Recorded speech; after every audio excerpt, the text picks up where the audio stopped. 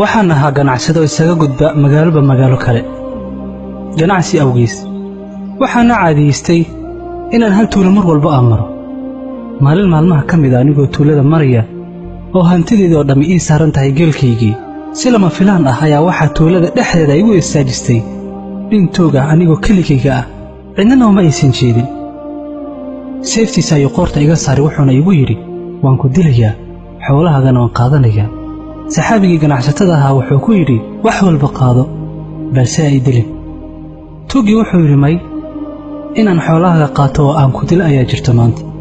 saxaabigii markuu arkay in ninkan uu rabo inuu dilo wuxuu ku yidhi waad dili kartaa xoolahaygana waad qaadan kartaa balse mid ii oggolow tuuggii wuxuu ku yidhi waxaad doonto samayso anigu waan ku sugayaa kii ku dilana waan ahay saxaabigii wuxuu codsaday in loo oggolaado 2 ragcadood 2 ragcadood buu gudagalay inuu tukado tii koowaad tii labaad sujuuda dhexdeedii Allah subxaanahu wa ta'ala ku baryay nabiga sallallahu alayhi wasallam wuxuu noo sheegay adoonka wuxuu rabbigiisa u dhow yahay xilliga uu sujuudsan yahay sida daraadeed Allah ku weydiiso sujuuda dhexdeeda wax walba oo adoonto sujuud ayuu Allah subxaanahu wa ta'ala ku baryay duco aad u qurux badan buu ku ducaystay ducada oo dhan ma sheegayo hadda balse in ka mid ah ayaan idin sheegaya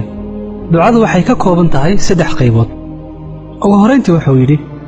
اللهم إني أسألك بنور وجهك الذي ملأت به أركان عرشك إلهي وحان نورك وجهك أتكبو حسيتيرك عرشك كوهو دي سنية مقعيدا لأونك سد أنبو الله سبحانه وتعالى وحكوي دي سي وقدم بيتي وحويري يا مجيب المضطر إذا دعاه متك وحكا أجيبه وكان لباتيسان مركا أو قرقار ويديستو خلصني من هذا اللص إيقا قرقار توقن يا مغيث أغثني يا مغيث أغثني يا مغيث أغثني 3 jeer buu ku celceliyay midka dadka u gargaara oo ii gargaar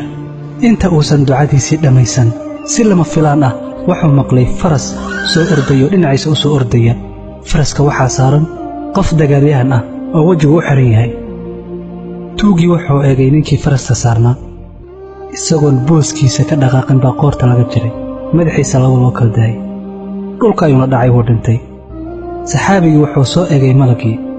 hab ayuu si uu dhankaday wuxuu ku yidhi ilaahay ha ku barakeeye xageed ka soo jeeda oo xageed iga timid waxaa loogu jawaabay anigu waxaan ahay malag ka socda samada afaraad ducadaadii koowaad ayaad ku ducaysatay waan ku maqalnay ducadaadii labaad ayaad ku ducaysatay haddana